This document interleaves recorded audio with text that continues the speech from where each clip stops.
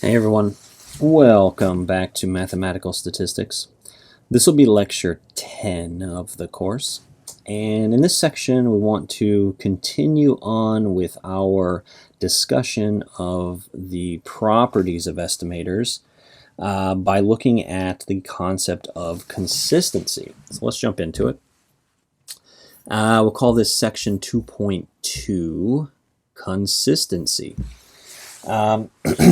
So in general, so the previous lecture we talked about efficiency, and that we said there that given multiple estimators to choose from, we would prefer estimators that have smaller variance.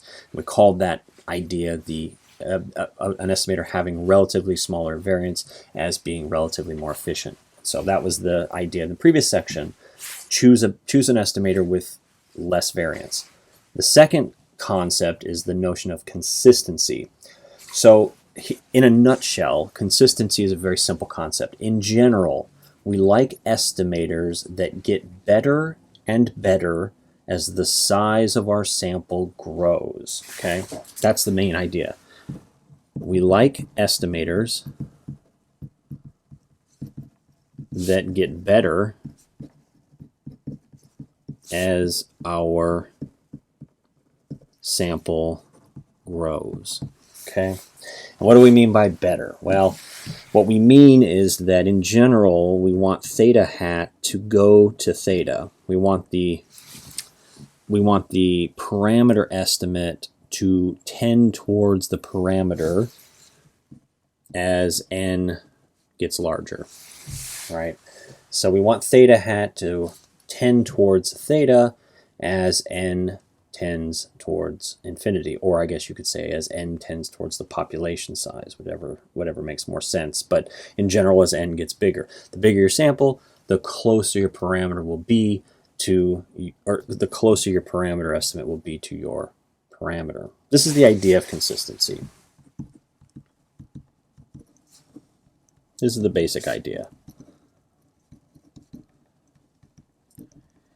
Now, not all estimators do this, but when they do, it is preferable. Okay, so how can we formally describe this idea? So let's define consistency. So if we have theta hat n, and by subscripting n with an n, all we mean is that theta hat was calculated based on a sample of size n, right? And so with the concept of consistency, there is this idea that as a sample size grows, the estimator is going to behave in a certain way. So we have to have some way of kind of tracking the size of the sample, and so that's what that subscript is about. So theta hat sub n is a consistent estimator of theta if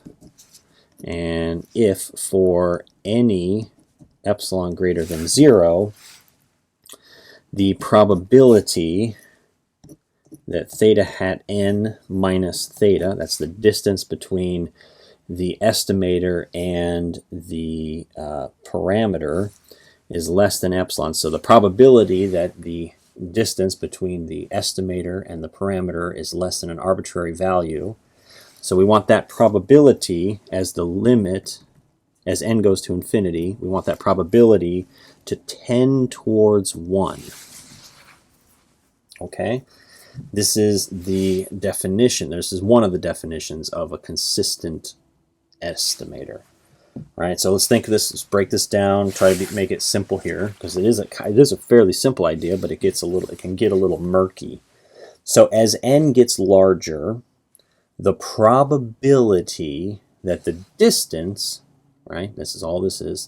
The probability that the distance between the estimator and the parameter will be less than some arbitrary number, epsilon. Epsilon typically would want to be a small number, right? So the probability that the distance between these two numbers is less than an arbitrary number epsilon gets more and more certain. All right, now think about that. That only happens, of course, if theta n tends towards theta. Right, so I'll just kind of summarize this just to put it in English. As n gets larger,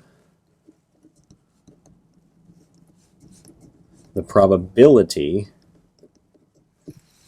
that the distance between theta hat n and theta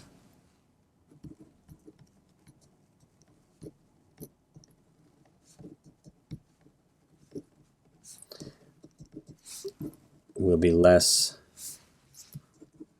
than epsilon gets more and more certain.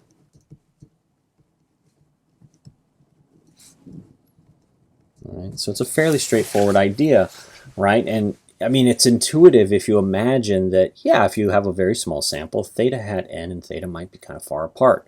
But as the sample grows, right, if theta hat n is consistent and it tends towards theta, then for any epsilon, no matter how small, as n gets larger and larger, this distance is more and more likely to be less than any epsilon you give me. Okay, and so indeed, as n goes to infinity, the probability that you're within epsilon of the true parameter becomes certain. That's what the equals 1 means. Okay, so that's kind of the definition up here. That's the definition. There's other ways to define it, but I think this is adequate for our purposes, right? We're just trying to get the idea across. Now it turns out this is kind of a tricky thing to show, directly. And so what we tend to want to do is use a side theorem to show that an estimator is consistent. And so what we use is the following. We use this. So if theta hat n is an unbiased estimator of theta,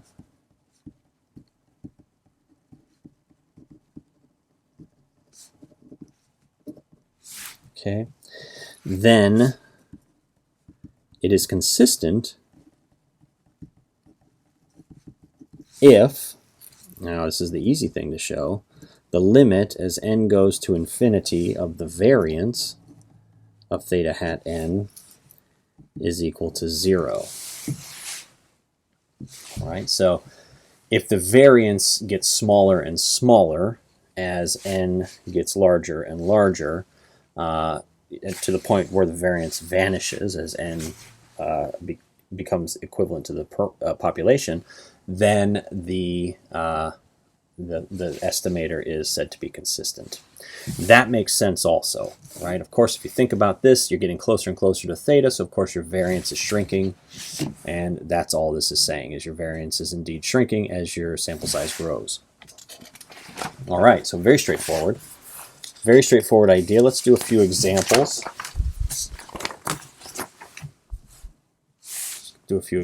Now, last time on the previous lecture, we talked about, we had a nice example there. Let's bring that back. We won't recalculate the variance that we went through in that previous section. We'll just pull it from our notes. But as you recall, it was a little bit of a lengthy calc. But let's let y1, y2, ... yn. These are uniform on the interval 0 up to theta. And we had two unbiased estimators of theta. We had a theta hat 1, which was twice y bar. Okay, and we spent a little effort and we found that the variance of theta hat 1 was theta squared over 3n. So clearly, theta hat 1, twice y bar, is going to be consistent for theta. So theta hat 1 is consistent for theta because, how do we know? Well, the theorem says that as the limit as n goes to infinity of the variance needs to equal 0. And, well, we can kind of see that that's going to be the case, right? So the limit as n goes to infinity of theta squared over 3n, well, as n gets larger and larger, this ratio gets smaller and smaller, and indeed goes to 0. The other example that we saw there was for theta hat 2, and that was equal to n plus 1 over n times the maximum value in the sample, right? And that variance we spent a fair amount of time on, and we found that that was equal to theta squared over n times n plus 2. So again, you can see the consistency. So this is going to go to 0 as n goes to infinity. Okay, so those two are consistent. One more example, the sample mean, y bar, right? What is that? That's equal to 1 over n times the sum from I equals 1 up to n of yi, right? That's the sample mean, and we know the variance of y bar n is equal to, well, this is the sample variance, right? So it's sigma squared over n. Now, is that going to tend to 0 as n gets larger and larger? Indeed. Yep. So the variance of y bar n will go to 0 as n goes to infinity. As the denominator gets larger and larger, remember this is a fixed value, so that will get smaller and smaller. Okay. Very good. So I think that's probably good enough for consistency. I mean, you really are just kind of formalizing a concept that we've used intuitively since the probability theory days, right? Really this idea that as your samples get larger and larger, you would like your parameter estimates to get better and better, like closer and closer to the truth, right? In general, that's why we prefer large samples to small samples, because we want this quality to be there, or we expect it to be there with our estimators. And so now we're just kind of formalizing it. All right, so we'll leave it here, and then next time we will talk about sufficiency in a parameter estimate. So until then, take care.